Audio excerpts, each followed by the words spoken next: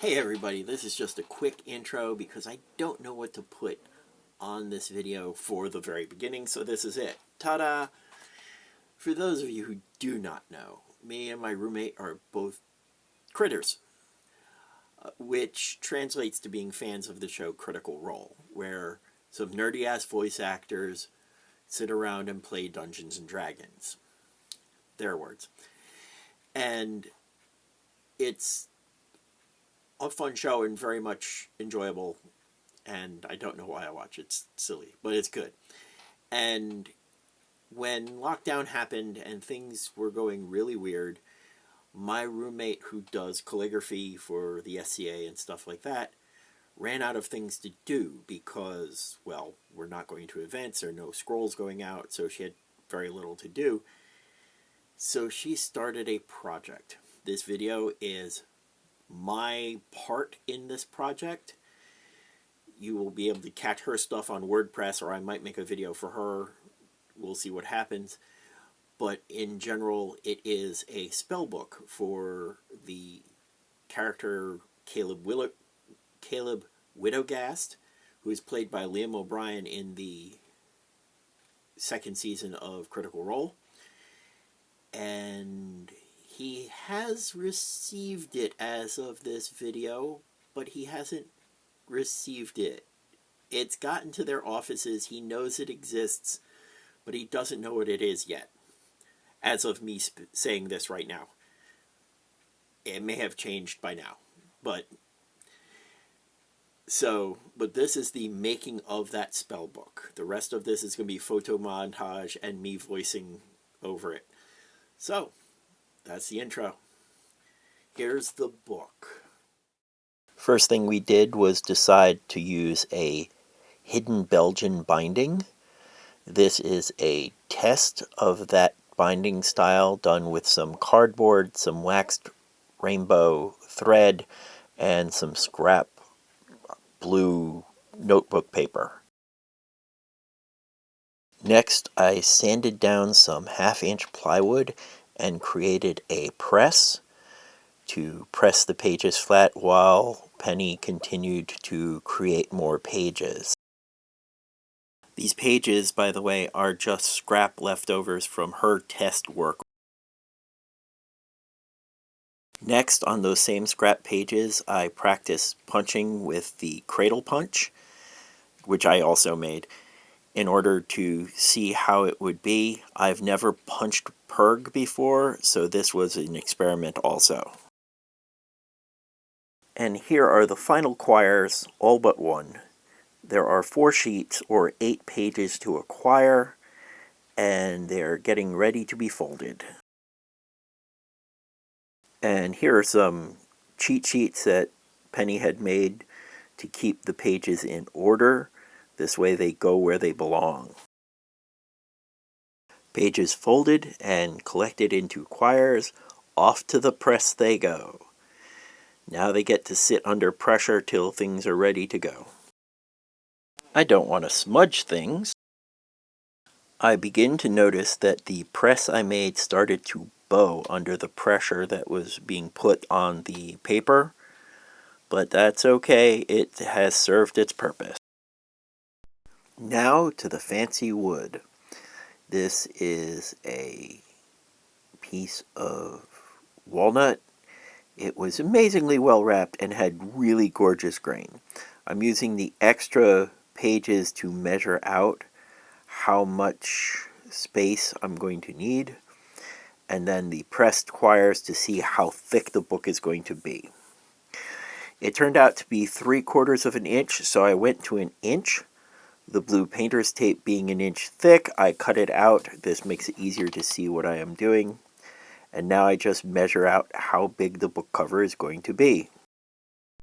Next, I drill the holes and sand it. I sand it down to a 2000 grit sandpaper, so this is ridiculously smooth. Now it's time to stain it. So now it's time for staining. Overall, it gets 3 coats of stain, sanded in between coats at a 2000 grit sandpaper, and then it gets coated with a layer of oil and buffed out. Now to lay out the cover and do the cover stitching. Unfortunately, I have a good deal of trouble with the blue tape. Finally, I find one that will stick, but that was a pain in the butt. Using artificial sinew, I stitched the book cover together. And yes, I do stitch over the tape just because I'm not going to mess with the tape anymore.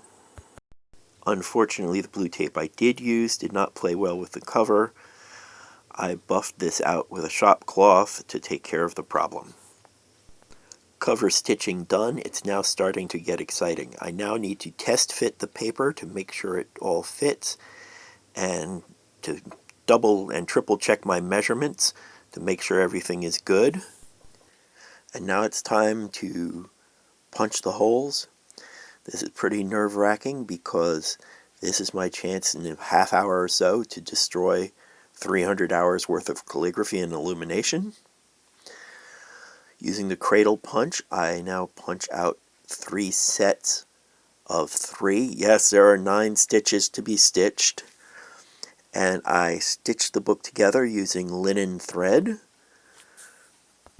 Sometime later, and here the stitching is done. Here is a between quires shot, and then here is the center of the quire where you can see the linen thread coming through. And now we have a finished book. And now for the book. Start with the book curse. This is a German book curse from a Bible. It was modified to have the last line read, "And may cats hate you forever." And now for the rest of the book. These pictures are going by at less than 1 second a shot. Penny had originally said that she wanted at least a second per page, but as there are 80 some odd pages, that's a lot of space to fill in this video. And I think they deserve their own video in how they were created, so that's what's going to happen.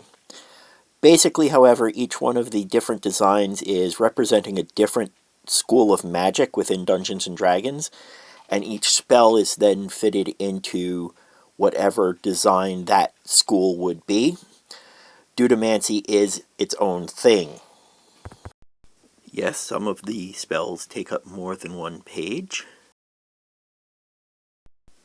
The spells themselves are not copied directly out of the player's handbook, but are written in such a way that as if Caleb had written them for his own personal use. And as we finished the book, Caleb had leveled up, but there are some blank pages in the back, so that'll be okay. And now, the final cover, and now it is time to add some Easter eggs. This is Thomas O'Malley.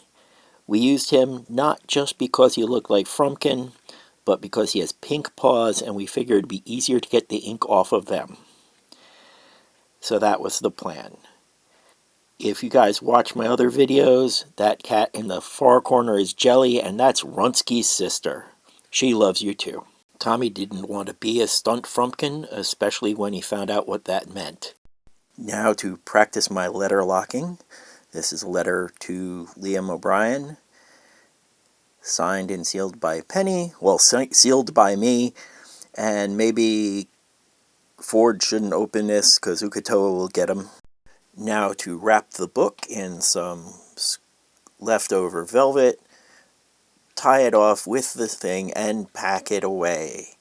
Off to UPS it goes. We're now going to ship it and send it overnight, hoping it gets there. There is Penny on her way in. Now normally this would be the end of the video. However, the young man helping us to send this package happened to be named Caleb. Yes, that's kind of weird. Okay, this is the fun part. It is stitched. It is done. The hidden Belgian binding lets you do this and actually hide the cover back. And if you steal his book, the last line is, "The cats will hate you forever." Yes, book curses are a thing. So, stitch down, linen thread. As soon as these all sort of get used to being here, they will all pretty much lay flat.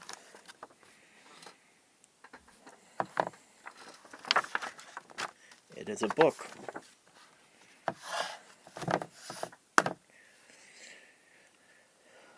Well, that's been an adventure.